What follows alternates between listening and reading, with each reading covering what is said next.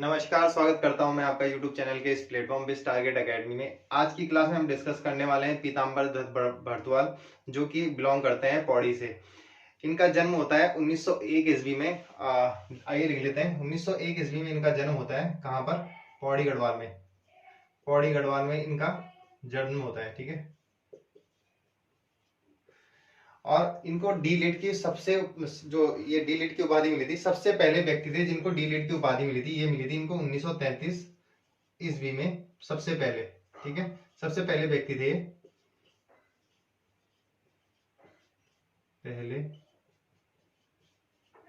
ठीक है।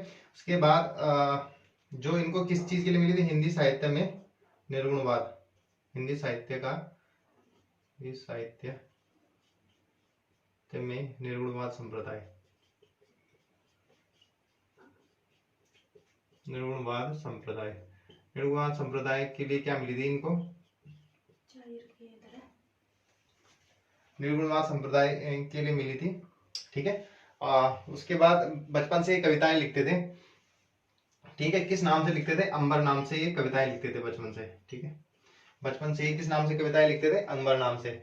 D Litt की उपाधि पाने वाले ये प्रथम व्यक्ति थे। 1933 में मिला हिंदी साहित्य का निर्गुणवाद। इनकी जो कुछ प्रमुख रचनाएं हैं वो देख लेते हैं। देखिए, हिंदी साहित्य में निर्गुणवाद संप्रदाय के लिए तो इनको क्या मिला है? डी लिट की उपाधि। हिंदी साहित्य में निर्गुणवाद संप्रदाय। ठीक है, हिंदी साहित्य में निर्गुणवाद संप्रदाय। दूसरी रचना है इनकी गोस्वामी तुलसीदास।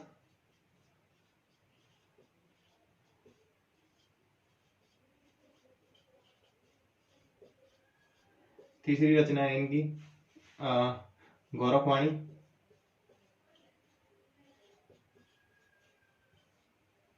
सतसई सप्तक।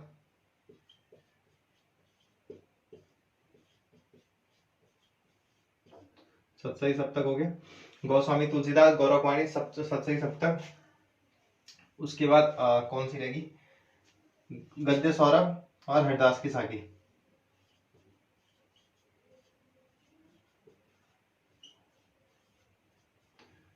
हरिदास की साखी।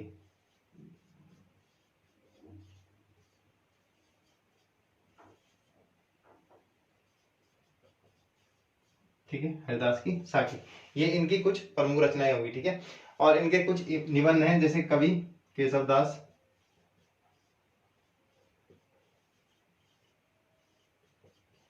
जो कि इंपॉर्टेंट हो जाता है। कनेरी पांव इंपॉर्टेंट हो जाता है। ठीक है। उसके बाद एक इनका हिंदी भाषा की उपासना। हिंदी साहित्य में उपासना।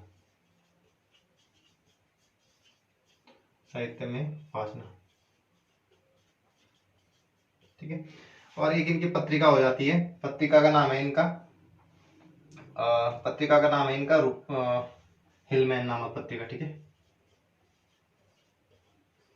हिलमैन नामक पत्रिका का संपादन भी किया था इन्होंने। चलिए एक बार क्विक रिवीजन कर लेते हैं। जो पीताम्बर दत्त भरद्वाज जी हैं, 1901 ईस्वी में इनका जन्म होता है पौड़ी गढ़वाल जिले में।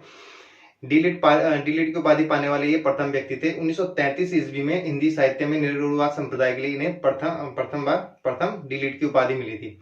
उसके बाद इनके जो प्रमुख रचनाएं हैं, देखिए अंबर नाम से कविताएं करते थे। इनकी जो प्रमुख रचनाएं हैं वो है हिंदी साहित्य में निर्गुणवाद संप्रदाय, गोस्वामी तुलसीदास, गौरखवाणी, सतसई सप्तक, उसके बाद गद्य सौरभ, हरिदास की साखी। उसके बाद इनके कुछ निबंध हैं, जो कि है कवि केशवदास, कनेरी पांव और हिंदी साहित्य में उपासना। उसके बाद इनकी एक पत्रिका है हिलमैन।